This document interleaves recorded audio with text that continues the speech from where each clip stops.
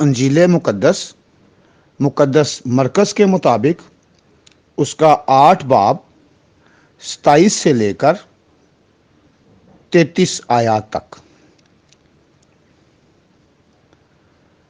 پھر یسوع اور اس کے شاگرد کیسریا فلپی کے گاؤں میں چلے گئے، اور راہ میں اس نے اپنے شاگردوں سے سوال کیا اور ان سے کہا کہ لوگ مجھے کیا کہتے ہیں؟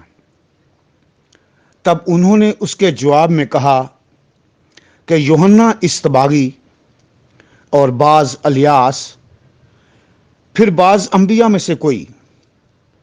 پھر اس نے ان سے پوچھا، لیکن تم مجھے کیا کہتے ہو؟ اور پطرس نے جواب میں اس سے کہا کہ تو المسیح ہے۔ تب اس نے ان کو تاکید کی کہ میری بابت کسی سے یہ نہ کہنا۔ پھر وہ انہیں سمجھانے لگا کہ ضرور ہے کہ ابن انسان بہت دکھ اٹھائے اور بزرگوں اور سردار کاہنوں اور فقیوں سے رد کیا جائے اور قتل کیا جائے، اور 3 دن کے بعد جی اٹھے۔ اور اس نے یہ بات صاف صاف کہی۔ اس پر پطرس اسے الگ لے جا کر اعتراض کرنے لگا، مگر اس نے پھر کر اور شاگردوں پر نگاہ کر کے پطرس کو جھڑکا اور کہا، اے شیطان، میرے سامنے سے دور ہو جا، کیونکہ تو خدا کی باتوں کا نہیں بلکہ آدمیوں کی باتوں کا خیال رکھتا ہے۔ پاک کلام کے پڑھے اور سنے جانے پر خدا کی برکت ہو، آمین۔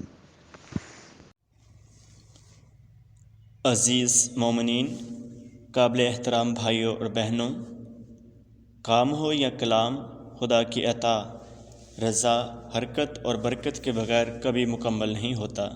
وہ سب کا خدا ہے اور سب کی خوشیوں اور نجات کا ضامن ہے، لیکن پھر بھی بہت سی باتیں ہیں جو انسان کی زندگی پر اثر انداز ہوتی ہیں۔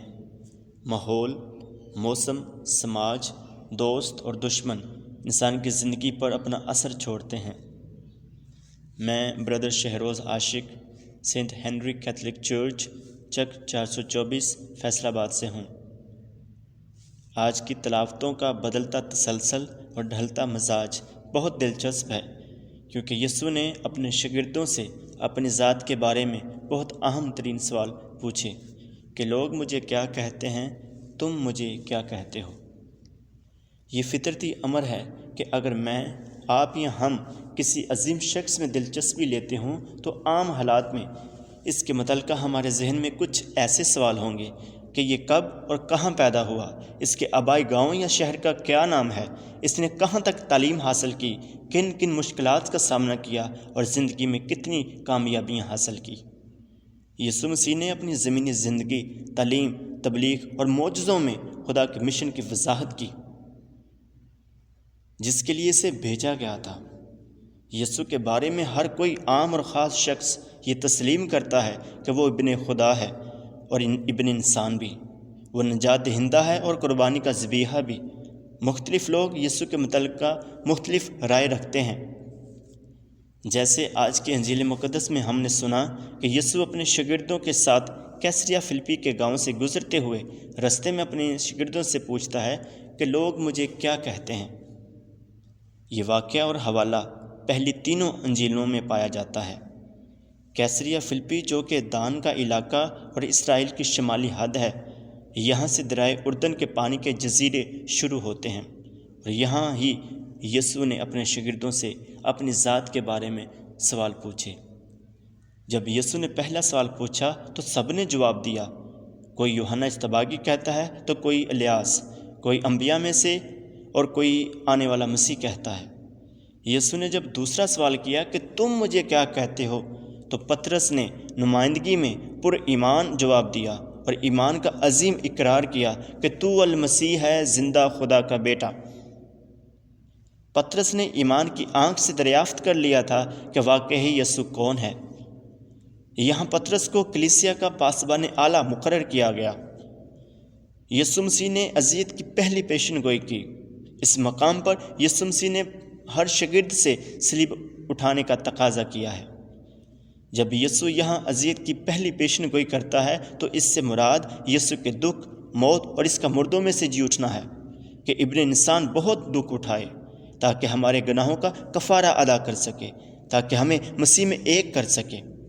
یسوع نے زمین پر اپنی اس بات کی شہادت دی کہ خدا جس نے آدم کو خوشی کے باغ میں رکھا، وہی خدا آج بھی سب کی نجات چاہتا ہے، وہی خدا آج بھی سب کو خوش دیکھنا چاہتا ہے۔ یسوع نے اپنے کام، کلام اور کردار سے ہر قوم اور ہر انسان کو اس کی دعوت دی ہے، تاکہ جس سے پہلی تلاوت میں ہم نے سنا ہے کہ ایماندار لوگ طوفان سے بچائے گئے، ہم بھی دنیا میں رہتے ہوئے مشکلات اور مصیبتوں میں ثابت قدم اور وفادار پائے جائیں۔ جیسے کوس قضا عہد کا نشان تھا، انجیل مقدس میں یسوع نئے عہد کا کاہن ہے۔ خدا نے نوح اور اس کے خاندانوں کو بڑھایا، یہاں یسوع خود شاگردوں کی قوت ہے۔ خدا اپنے لوگوں کے ساتھ ہے اور یسوع اپنے شاگردوں کے ساتھ ہے۔ یسوع خدا کا خادم بھی ہے اور مسیحی بھی، جس سے ہمیں نجات ملی ہے، جو معافی اور حلیمی کو بیان کرتی ہے، جو دوسروں کی بھلائی اور اچھائی ہے، نجات ہے اور محبت ہے، اور ہر ایک مسیح کا خواب اور روحانی وراثت ہے۔ اگر ہم یسوع مسیح کی نجات میں شامل ہونا چاہتے ہیں تو ہمیں بھی اپنی صلیب اٹھا کر اس کے پیچھے جانا ہے، کیونکہ یسوع نے بھی جانا کہ اگر اس کے شاگرد نہیں جانتے کہ وہ اصل میں کون ہے تو اس وقت تک نجات کے منصوبے کو سمجھنا آسان نہیں۔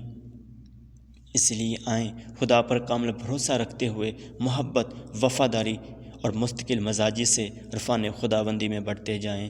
مسیح ہمارے خداوند کے وسیلہ سے، آمین۔